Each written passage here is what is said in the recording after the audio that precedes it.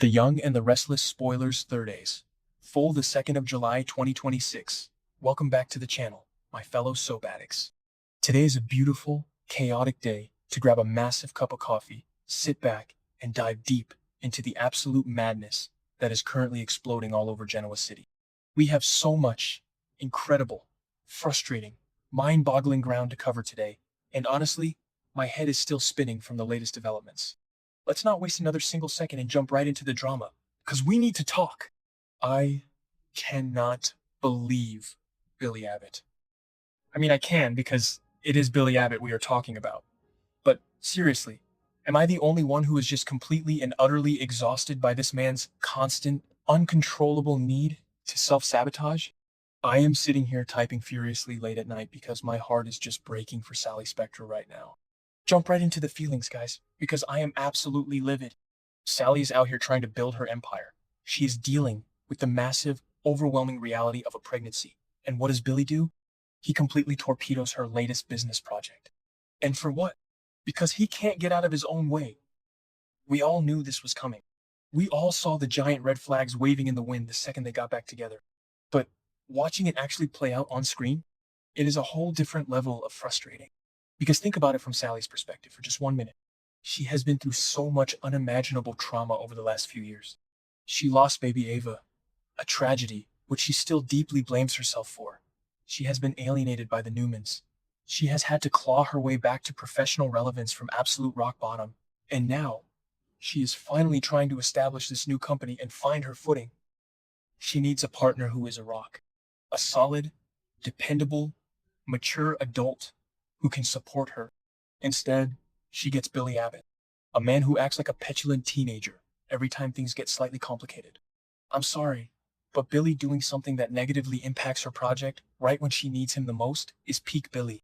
It's like he subconsciously wants to ruin anything good in his life. Remember when he did this exact same kind of reckless nonsense with Victoria? Or with Chelsea? Yeah, it didn't work then, and it is spectacularly blowing up in his face now. He looks at Sally with those sad puppy dog eyes and swears he's changed, and we want to buy it, but he is fundamentally broken. So now, Sally is going to be forced into a corner, and she is going to become an unintended victim of his latest screw-up. But you know what? I genuinely hope this is the brutal wake-up call she needs. If this business disaster is severe enough, and the spoilers are heavily hinting that it is, she might actually kick him to the curb for good. And she absolutely should. Does this woman really want to raise 2 babies instead of just 1? Because let's be entirely real here. Being in a relationship with Billy Abbott is basically full-time childcare. You have to manage his dark moods, his impulsive decisions, his endless mommy issues with Jill. It is exhausting. Trust me, honey, that gets old real fast. I know some people in the fandom are loving this pairing and holding out hope for a grand redemption arc. But personally, I am so done. Sally deserves a real man. Not a man-child who breaks everything he touches. I am praying she throws his bags out the door and focuses on her company and her own well-being. She has fought too hard to let an Abbott drag her back down into the mud. Wait, I'm getting ahead of myself. Let me take a breath. Okay, back to the point. Because Billy isn't just causing chaos for Sally. He is somehow still a massive headache over at Chancellor. Which brings me to Kane Ashby. Can we talk about Kane for a second? I am literally shaking my head at the sheer audacity of this man. So, Kane goes to Lily Winters with this special request. He actually has the nerve to suggest that Lily should give Billy another chance at Chancellor. Yes, you heard that right. Kane wants to bring Billy Abbott back into the corporate fold. Why? Because Jill Abbott is back in town, and Kane feels stuck in the middle of this massive power struggle. He thinks bringing Billy back is the best way to neutralize him and keep Jill off his back. Lily, bless her heart, immediately explodes and says absolutely not. And she is 100% right. Hell no. Billy is a walking liability. But Kane, being the ultimate manipulator that he is these days, starts working his dark psychological magic. He starts arguing that this is a strategic move. He actually uses the line that in the past Lily wouldn't have trusted him to run Chancellor, but things are different now. Oh, things are different now, Kane. You mean because you ruthlessly blackmailed her using your bone marrow to save Malcolm's life? Is that why things are different? I am screaming at my television. The toxicity of this dynamic is off the charts. He is literally using the leverage of saving her uncle's life to force her hand in business decisions, and now he wants her to play nice with Billy Abbott? And the craziest part is, Kane might actually convince her, because Lily is in this weird, vulnerable, cornered state where she is actually experiencing romantic sparks with him again. I can't even process that. After all the lies, after the extortion, she is falling back into his trap. I know longtime fans remember the golden days of Lane and want them back, but this is not that. This is dark, twisted, corporate manipulation. Kane is playing 4D chess, trying to use Billy as a pawn to manage Jill, and he is using Lily's complicated feelings to get his way. I am dreading watching Lily cave to this, but I know it's coming. It is going to be a disaster of epic proportions, and Billy is going to ruin Chancellor just like he ruined Sally's project. Mark my words. Okay, let's pivot. Because if you think the corporate drama is messy, the situation with Jack Abbott, Diane, and Patty Williams is straight up terrifying. I am sorry, but Jack Abbott is losing his damn mind. We know he's desperate to save Diane. That much is obvious. But the spoilers are telling us that Jack is going to set a risky trap for Pat. A trap for Patty Williams. Am I the only one who thinks this is the absolute worst idea in the history of Genoa City? Jack is treating Patty like she is some amateur villain who can be easily outsmarted. Has he completely forgotten who he is dealing with? Let's do a quick history lesson for anyone who might have forgotten just how unhinged this woman is. Patty Williams is not just crazy.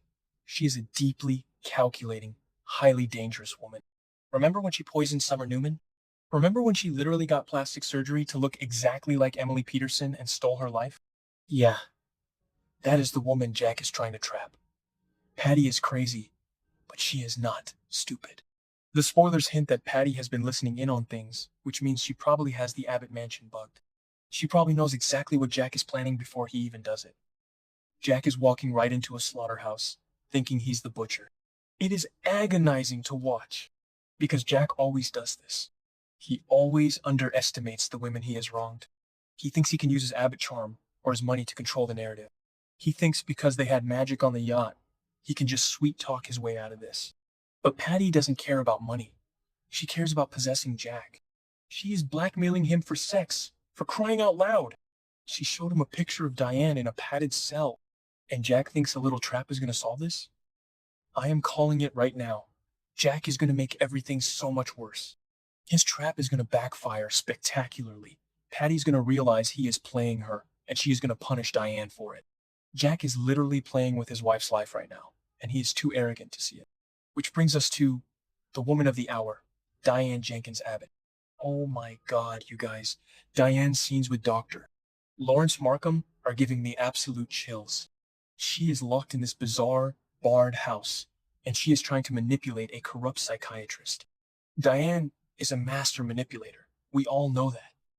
She faked her own death for years and convinced an entire town she was a changed woman. But this is a completely different ballgame. She is trying to play mind games with a man who holds the keys to her literal freedom. She has to be so incredibly careful. Just one slip up, one wrong word, one moment where she pushes him too far, and Dr. Markham could easily throw her in a real padded cell and throw away the key forever. And this is where my mind is just blowing up with theories. Because Diane is isolated, she is being gaslit into believing she had a mental breakdown. She is terrified. And when someone is in that kind of extreme psychological distress for a long period of time, things get weird. The spoilers are teasing a massive, shocking possibility. What if Diane has been detached from reality for so long that she actually starts falling for Dr. Markham? Stockholm Syndrome, anyone? I mean, I know it sounds insane, but this is The Young and the Restless. Crazier things have happened, and Diane's psyche is fragile right now. Think about it. Markham is the only person she interacts with. He holds all the power.